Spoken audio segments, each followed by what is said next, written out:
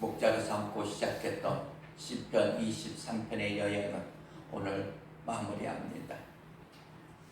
여행의 어떤 즐거움은 어떤 장소보다 관계에 있습니다.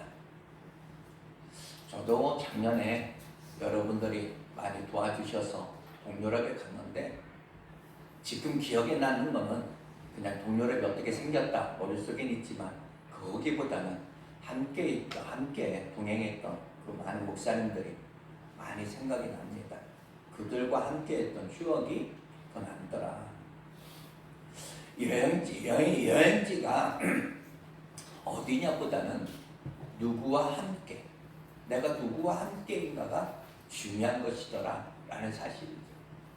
그렇다면 우리 모두 이 시편 23편의 그 여행이 최고 중에 최고인 것은 우리가 많은 것으로 부족했지만 부족함이 없게 하셨던 그 하나님, 푸른 불밭에 쉴만한 물가로 또한 인도하사 그 안식을 주셨던 그 하나님, 자기 이름을 걸고 영혼을 소생시키시어 의의 길로 인도하셨던 그 하나님, 사망의 음침한 골짜기로 지날지라도 두려워하지 않도록 지팡이와 막대기로 안위하셨던 그 하나님, 바로 원수의 앞에서 상을 차려주시고 기름을 머리에 부으시고 부족함이 없다, 내 잔이 넘치나이다 풍성하게 하셨던 그 하나님, 선하심의 어떤 솜씨, 인자하심의 어떤 성품으로 우리를 동행해 주시는 그 하나님과 함께했던 바로 그 여행, 하나님과 함께했던 그 여행이 바로 최고가 아니겠는가. 오늘 본문 6절 마무리합니다. 6절은 이렇게 시작합니다. 내 평생의 선하심과 인자하심이 반드시 나를 따르리니 내가 여호와의 집에 영원히 살리로다. 지난주 앞달나 여호와 하나님을 향한 그 믿음의 표현의 말씀을 들었습니다. 하나님의 선하심이 내게 있어 그 당신의 어떤 그 비전을 이루어 가실 것이다 라는 사실이죠. 내 뜻을 이루어가는 것이 아니라 바로 하나님의 뜻대로, 하나님께서 섭리하신 대로 그 선을 이루어 가시는 그런 과정 속에서 때로는 내가 아프기도 하고, 하나님의 뜻을 이룰 때 내가 어떤 염려와 내가 버거워할 때, 그때도 또한 하나님은 인자하심으로 오늘도 우리를 품어주실 것이다 라는 사실입니다. 하나님은 내 모든 사건에, 내 모든 삶에서, 내 모든 어떤 사명에서 하나님의 뜻과 그 비전이 담겨있기에 반드시 하나님의 방법대로 우리를 이끌어 가시면서 그 과정에서 하나님의 방법이기에 어느 때는 힘들고 우리에게 고통이지만 다시 한번 사랑으로 감싸 안으시고 품어주시며 나를 놓지 않으시고 나를 버리지 아니하시는 그 하나님, 내가 원하는 것을 내가 원하는 방법으로 내가 원하는 부분만 우리가 믿는 것이 아니라 하나님 다 믿을게요. 참 전부를 믿을게요. 아파하면서 내가 울면서라도, 내가 바닥에 내가 쓰러져 기면서라도 나를 향하신 그 하나님의 선하심과 그 인자하심, 바로 나를 향한 어떤 섭리가 있다라고 다시 한번 내 삶 전체를 내가 믿을게요. 이 믿음의 표현이었습니다. 오늘은 시편 23편의 여행에 있어서 6절 후반부, 바로 이 시인의 결단입니다. 시편은, 이 시인은 바로 내가 여호와의 집에 영원히 살리로다, 다시 한번 이렇게 결론을 맺고 있다는 겁니다. 바로 이 시인은 여호와의 집을 말하면서 그 여호와의 집에서 내가 영원히 내가 살겠다 이렇게 이야기합니다. 나그네 된 인생길, 그 인생의 어떤 삶 속에서 이 시인은 많은 것을 경험했습니다. 여러분 잘 아시는 대로 이 시인, 바로 이 다윗은 목동이었던 자신이 왕이 되어보기도 했습니다. 사울은 천천히요, 다윗은 만만이다. 수많은 사람들의 입에서 쏟아져 나오는 그런 찬사 앞에 그 명예를 얻어보기도 했습니다. 많은 것을 소유해 보게 됐습니다. 그리고 오늘 이 시편 24편 이 배경에 와서 모든 것을 또한 잃어버리게 됐습니다.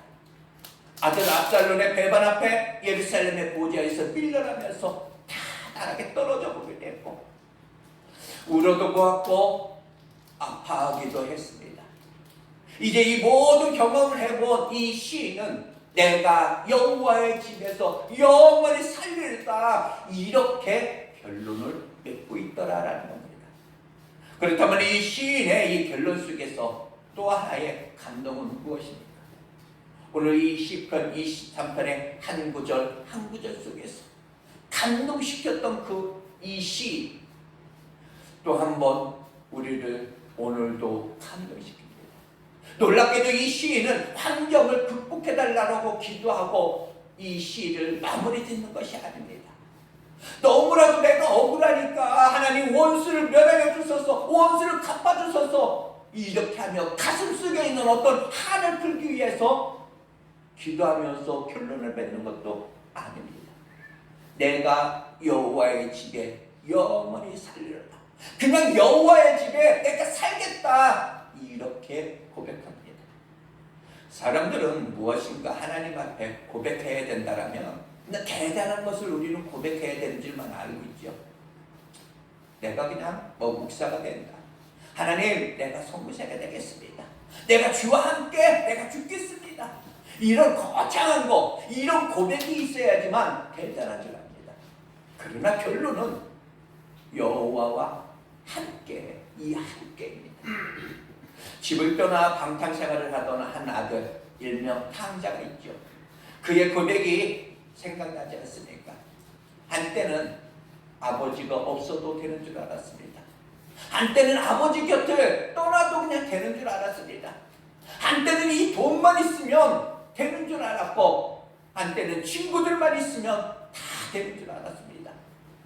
그렇게 즐기며 영원히 살 줄 알았습니다. 그러나 이 탕자, 모든 것을 잃어버린 뒤에 아버지의 집을, 바로 아버지와 이 함께를 그리워합니다. 전에는 그냥 잘 사는 것이 문제였고, 즐기면서 이렇게 사는 것이 문제였고, 전에는 세상 사람들 어떤 시각 앞에 내가 인정받는 것이 문제였는데, 그러나 모든 것을 내가 다 잃어버린 뒤에 그 고백의 그 결론은 아버지의 집에서 아버지와 함께라는 겁니다. 누가복음 15장 21절에 이렇게 말합니다.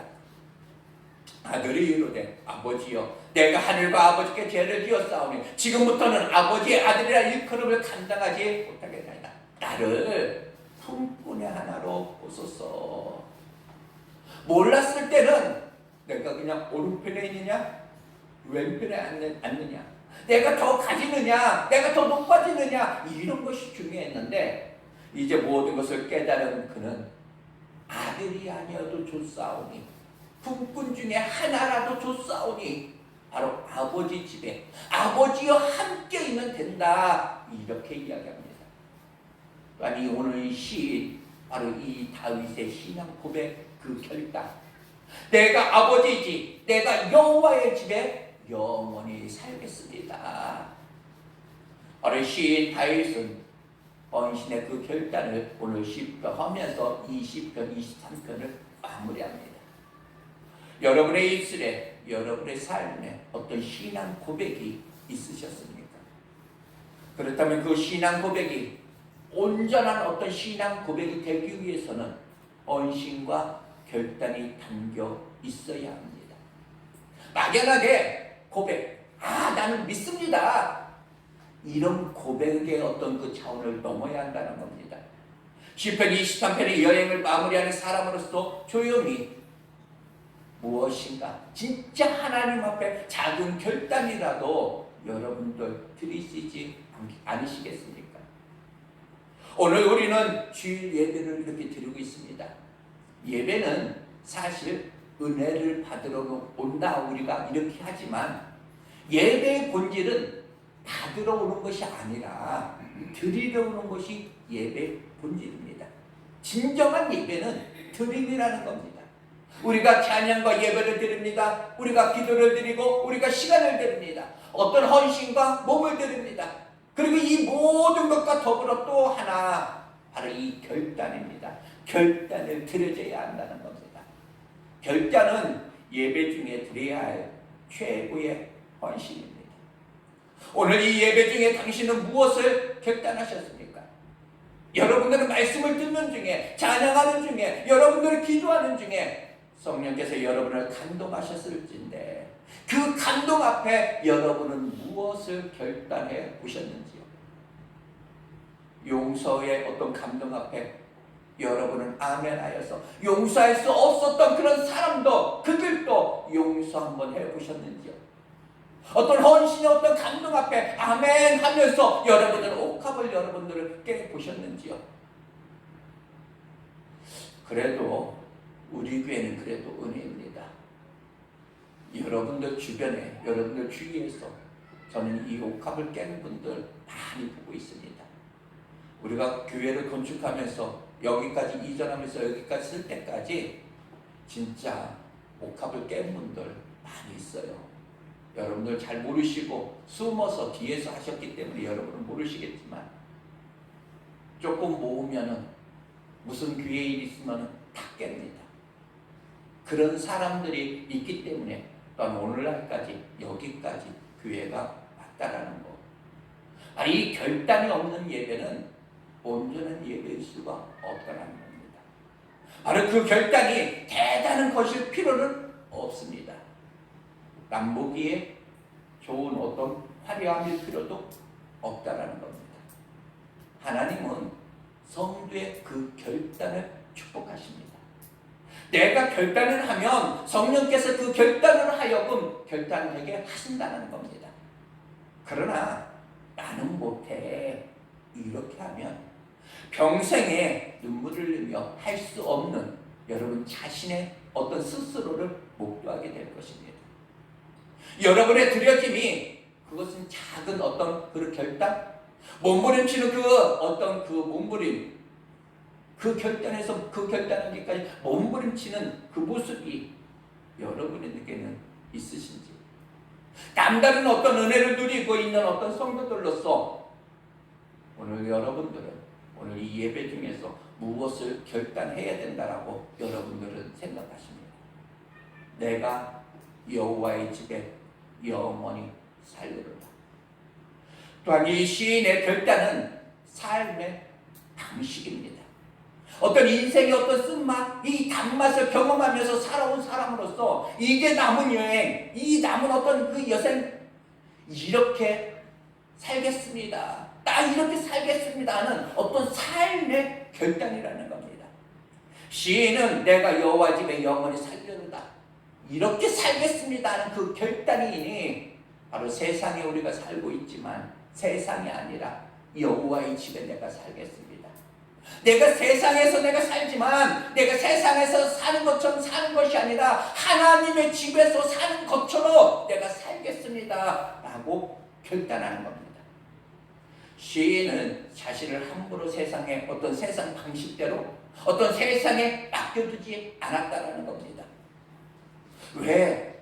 나는 여호와 보시기에 존귀한 자이기에 세상 앞에서의 내가 아니라 여호와 하나님 앞에서의 나이고 싶다라는 이야기입니다. 여러분은 여러분의 삶을 어디에 두시겠습니까? 여러분은 여러분의 삶을 어떤 방식으로 여러분 사시겠습니까? 내가 여호와의 집에 영원히 살리로다, 이것은 단순히 그냥 성전 이것이 아니라 어디에서 내가 무엇을 하든지 내가 무엇을 먹든지 하나님의 집에서 사는 것처럼 내가 살겠습니다 라는 고백입니다. 세상에서 하나님 안 계신 것처럼 자기 소견에 옳은 대로 매여 사는 것이 아니라 하나님과 더불어 하나님 안에서 나 살겠습니다 라고 하는 각오입니다. 왜 이렇게 우리가 살아야 되느냐? 고린도전서 3장 16절은 이렇게 말합니다. 너희는 너희가 하나님의 성전인 것과 하나님의 성령이 너희 안에 계시는 것을 알지 못하느냐. 고린도전서 3장 17절은 이렇게 말합니다. 누구든지 하나님의 성전을 더럽히면 하나님이 그 사람을 멸하시리니 하나님의 성전은 거룩하니 너희도 거룩. 너희도 그러하니라. 그렇게 말합니다. 하나님이 여러분의 몸을, 여러분의 삶을 소중히 여기는 만큼 나는 나의 어떤 몸과 나의 어떤 삶을 소중히 나도 여기고 있는가? 성경은 우리 그리스도인으로 하여금 아무렇게도 살아도 돼. 이렇게 아무렇게도 살아도 돼. 이렇게 우리를 말하지 않고 있다라는 이야기입니다. 바로 이 세상에 살지만 세상에 사는 것처럼이 아니라 바로 하나님의 집에서 사는 것처럼 그렇게 살아야 된다. 내가 여호와의 집에 영원히 살리로다. 바로 이 영적 삶의 가치를 이 아는 사람, 그 가치를 알기 때문에 이 고백을 할 수 있다. 바로 이 여호와의 집에 그 성전을 의미하는 것으로 하나님의 어떤 임재의 영광이 있어 죄인된 어떤 자가, 죄인된 사람이 바로 하나님을 만나고 교제하고 대화하는 그런 장소, 바로 여호와의 집, 바로 성전입니다. 내가 여호와의 집에 영원히 살리로다. 다윗이 말하고 있는 이 여호와의 집은 어찌 보면 성전보다는 당시의 성막이었다는 사실을 여러분들이 인지해야 합니다. 사실 이 다윗은 화려한 어떤 솔로몬의 그 건축물 성전을 보지 못한 사람이라는 것을 여러분들 인지해야 됩니다. 광야에서 그냥 이동식으로 40년간 다녔던 그 성막, 이 성막이 이제는 어떻게 그냥 고정된 어떤 한 장소에서 그냥 텐트로 쳐여 있는 그 성막을 가리키고 있습니다. 다윗이 그렇게 사모했던 여호와의 집, 바로 이 성막은 결코 화려하고 멋진 모습이 아니다라는 겁니다. 다윗이 생각하는 이 성막은 너무 어찌 보면 오래된 낡은 광야에서 어떤 비바람을 극복했던 이 성막입니다. 사람이 보기에 그야말로 그냥 어찌 보면 실망스러울 수도 있습니다. 그럼에도 불구하고 이 시인이 구약의 모든 어떤 경건한 그런 하나님의 사람들이 그랬던 것처럼 바로 이 여호와의 집에 거하는 것을 내가 사랑하고 삶의 최고의 가치로 그를 알았다는 겁니다. 이게 세상이 이해할 수 없는 그런 부분입니다. 세상에 보기에는 볼품없는 그런 여호와의 집을 이 시인은 아낌없이 지금 마음을 쏟아 살겠다. 그가 이 여호와의 집을 얼마나 사모했는가. 시편 84편 1절은 이렇게 말합니다. 만군의 여호와여, 주의 장막이 어찌 그리 사랑스러운지요. 10절은 이렇게 말합니다. 주의 궁전에서 한날이 다른 곳에서 첫날보다 나은지요. 악인의 장막에 사는 것보다 내 하나님 성전 문지기로 있는 것이 좋사오니, 이렇게 고백합니다. 그러나 이런 시인의 어쩌면 신앙 고백 안에는 세상이 알지 못하는 비밀이 있다는 사실을 또한 알아야 됩니다. 여호와의 집은 성막입니다. 성막은 겉으로 보기에는 아주 볼품없는 그런 성막이지만, 그러나 이 성막 안으로 들어가 보면 바로 거룩한 하나님의 어떤 임재와 더불어서 이 세상이 알지 못하는 그런 기쁨이 그 안에 있으니 마치 천국의 그런 모습이 재현되어 있다는 겁니다. 성막의 겉모습은 초라해도 그 안에는 청색, 자색, 홍색 이런 실로 수놓아진 것, 오늘날로 말하면 어떤 실크 비단으로 아름답게 꾸며져 있고 그리고 금으로 장식되어 있다는 겁니다. 문제는 성막 겉모습은 우리가 누구나 다 우리가 볼 수는 있지만 성막의 어떤 내면은 제사장들만 들어갈 수 있다라는 겁니다. 다윗은 성막 내면을 보고 안을 보고가 아니라 그냥 믿음으로 그냥 믿는 믿음인데 세상이 보기에 그냥 십자가가 그냥 미련해 보이지만 그 안에는 엄청난 어떤 진리가 있는 것처럼 믿음으로 그 안을 보면서 내가 여호와의 집에 거하리로다, 이렇게 이야기합니다. 여러분, 제사장만 이 지성소 안에 들어갔다, 제사장만 보았다, 그러나 여러분들은 억울하고 여러분은 걱정하실 필요는 없습니다. 우리는 다행히 지금 현재 신약 시대에 우리는 살고 있습니다. 신약에 와서 예수 그리스도를 영접한 모든 하나님의 사람들은 우리는 다 제사장입니다. 베드로전서 2장 9절은 이렇게 말하죠. 너희가 택하신 족속이요 왕같은 제사장들이요 거룩한 나라요 그의 소유된 백성이니. 세상에 속한 사람들은 여호와의 집의 어떤 겉모습만 보게 됩니다. 그러나 예수 그리스도를 영접하여서 제사장된 우리 그리스도인들은 바로 여호와의 집, 그 내면의 아름다움의 그런 은혜를 우리는 보게 됩니다. 이것이 바로 세상이 이해할 수 없는 그런 삶의 원리입니다. 세상에 속한 사람들은 보여지는 것만 봅니다. 그러나 우리는, 바로 우리 그리스도인들은 보이지 않는 것을 믿음 안에서 보니 세상이 이해할 수 없는 그런 요인입니다. 우리는 세상에 속한 사람들이 교회 가서 무슨 재미로 살아? 예수 믿고 무슨 재미로 살아? 무슨 재미로 교회 다니느냐? 이렇게 말하지만 우리야말로 이 안에서 누리는 그런 감격은, 바로 은혜는 세상의 그 무엇과도 바꿀 수 없다라는 사실입니다. 바로 이 시인은 이 내면을 아는 그런 사람으로서, 그의 영광을 아는 사람으로서 이 세상은 몰라도 여호와의 그 집을 사랑하고 결국은 성전을 지어드리고 싶다라는 그런 마음을 먹게 됩니다. 하나님을 집을 지어드리고 싶은 그의 안에는 소원을 가지게 된 거고, 바로 이 시인 다윗의 마음이었습니다. 여러분, 하나님의 어떤 사랑을, 예수님의 그 사랑을 여러분들은 무엇으로 여러분들을 표현하고 있습니까? 그냥 성전 이렇게 교회 사랑 그러면은 저는 떠오르는 사람이 한 명밖에 없습니다. 여러분 잘 아시는 대로 우리 매형이 있죠. 이영 장년을 통해서 교회의 사랑이 교회 사랑을 우리가 무엇으로 표현해야 되는지를 저는 너무나 잘 알고 보았습니다. 그분은 그렇게 얼마나 피곤했습니까? 저와 같이 그냥 일을 하면서 얼마나 피곤했는지 모릅니다. 그러나 아무리 피곤해도 늘 성전 중심의 그런 삶을 살았습니다. 구석에서 안 미치는 손길은 없을 정도로 이 성전을 돌보면서 그 누구보다도 성전을 사랑했습니다. 하나님의 사랑의 그 표현은 바로 이 주의 몸된 교회를 사랑으로 표현되는 것이 아닌가. 존 칼빈은 이렇게 이야기합니다. 교회를 어머니처럼 사랑하지 않는 사람은 하나님을 아버지라 부를 자격이 없는 사람이다. 이렇게 말합니다. 여러분의 이 교회는 여러분에게 어떤 의미입니까? 그저 그냥 바람 한번 불면 언제라도 떠나도 되는 그런 교회로 여러분들이 인식하고 있으십니까? 시인은 내가 여호와의 집에 영원히 살려를 합니다. 영원한 삶이요 영원한 신앙입니다. 바로 이 시인은 자신의 삶을 이 땅에서의 어떤 7, 80으로 정리하지 않았다는 겁니다. 바로 이 시인은 자신의 삶을 영원까지 함께 그는 계산합니다.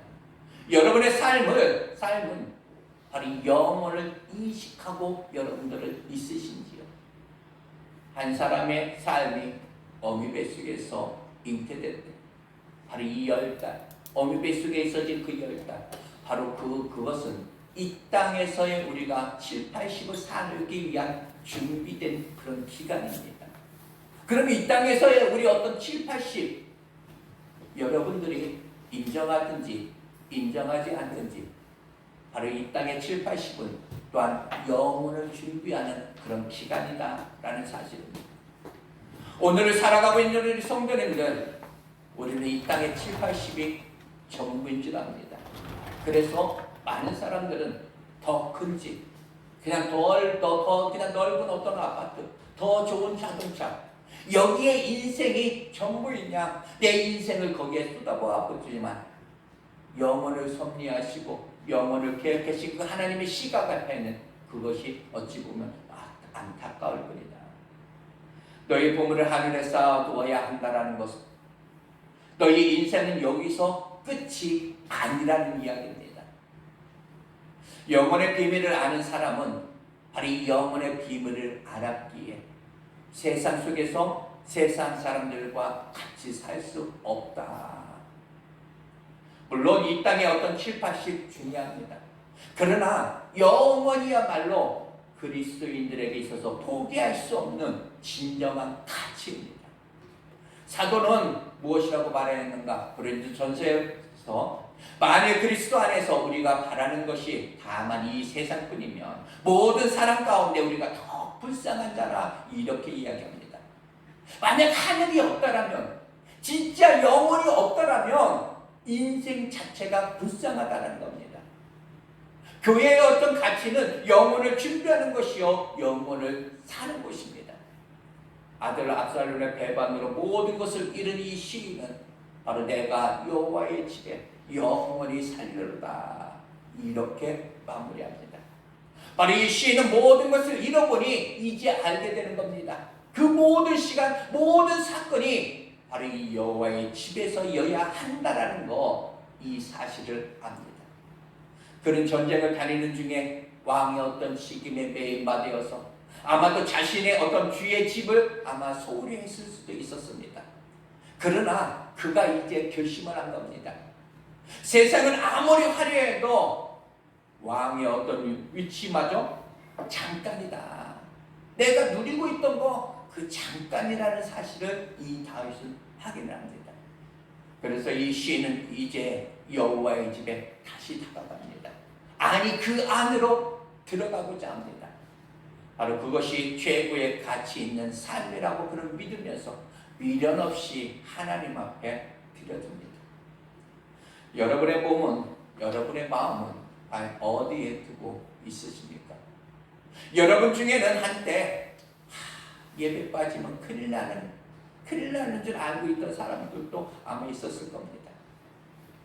여러분 중에는 한때 내가 기도하지 않으면 날 살 수 없는데, 아마 그렇게 마음먹었던 사람들도 아마 있었을 겁니다. 성경은 지금의 여러분들을 묻고 있습니다. 시인은 시련을 통해 모든 것을 잃어버린 뒤에 내가 무엇을 사랑했던가, 내가 무엇으로 내가 사랑했던가, 내가 무엇을 내가 해했던 그런 사람인가. 바로 이 시인은 목동이었다가 왕이 되어보기도 했습니다. 그 왕의 어떤 지위를 놓아버리기도 했습니다. 세상은 지금 내가 얻었다 해서 이 얻는 것이 영원한 것이 아니라는 것. 언젠가 내가 믿었던 내 스스로 어떤 건강도, 내가 알고 있던 어떤 삶의 어떤 지식, 내 주변 사람들 전부 다 멀어질 때가 있다는 사실입니다. 여러분 정리되어 있으신지요? 여러분 오늘 무엇을 여러분들 결단하셔야 합니까? 주님은 오늘도 여러분을 사랑의 눈으로 다시 한번 보시면서 너에게는 내가 있어야 한다. 나는 너와 함께해야 한다. 하나님이 이렇게 말씀하십니다. 주님의 그 마음이 여러분이 주님이 여러분을 향한 어떤 그 눈빛이, 그 말씀이, 그 마음이 여러분들은 오늘 이 시간 느껴지시는지요? 오늘 다시 한번 본문 6절, 내 평생의 선하심과 인자하심이 반드시 나를 따르니 내가 여호와의 집에 영원히 살리로다. 하나님의 확고부동한 어떤 사랑이 내 평생 동안 나를 꽉 붙잡고 계시다는 것을 다시 한번 깨닫는 것인가? 이 다윗은 어떻게, 내가 앞으로 어떻게 살아야 될 것인가를 이 다윗은 결단합니다. 바로 내가 여호와의 집에 영원히 살리로다. 본문에서 여호와의 집이 의미하는 것, 여호와의 집의 의미를 가지고 있는 건 바로 하나님의 임재하시고 당신의 백성과 만나 교제하는 겁니다. 그러니까 이 다윗의 오늘 이 고백, 오늘 우리의 고백해야 되는 것, 하나님과 교제하며 하나님이 뜻을 이루며 내가 살겠습니다. 하나님의 집을 내가 사랑하며 내가 살겠습니다. 다시 한번 이 고백과 결단이 여러분에게 있으시길 바랍니다. 또한 여호와의 집에 영원히 살려르다, 이 고백은 단지 어떤 추상적이고 감상적인 그 고백이 아니라 결단입니다. 다윗이 이 구체적으로 결단하고자 하는 것은 무엇입니까? 여러분들이 만약에 남의 집에서 남의 집에서 여러분들 계속 건다라는 거 한번 생각해 보세요. 남의 집에서 내가 건다라는 것은 내가 그 집의 어떤 법도를 내가 준수하는 것을 의미합니다. 그 집의 어떤 법도를 내가 준수하지 않고는 그 집에 오래 있을 수가 없습니다. 바로 내가 하나님의 말씀, 또 그 하나님의 어떤 법도를 영원토록 내가 따르는 자가 되겠다. 이 결단이 그 안에 포함되어 있는 겁니다. 또한 영원토록 내가 여호와의 집에 거하겠다. 이 의미. 바로 그것은 그 주님과 더 깊은 교제를 나누겠다라는 그런 의미입니다. 단순히 상하 관계 어떤 복종 관계 이런 거를 떠나서 그것이 아니라 그 집에 내가 같이 내가 동거하면서 그 주인과 더 인격적인 어떤 사귐을 내가 갖겠다라는 이야기입니다. 바꿔 말하면 그 주인과 닮고 싶다라는 겁니다. 그래서 이 다윗은 그 주인의 어떤 그 집에 거하겠다라고 이렇게 고백하고 있다라는 거. 다시 한번 이 시간 여러분들 우리 또 하나 고백 결단. 바로 하나님 아버지와 내가 더 깊은 내가 사귐을 내가 살겠습니다. 하나님을 내가 닮아가는 그런 사람이 되겠습니다. 이 결단입니다. 우리도 다윗처럼 아름다운 그런 신앙 고백과 그 결단의 그 삶으로 나아가는 여러분들 모두가 되시기를 다시 한번 축복합니다. 잠시 기도하겠습니다.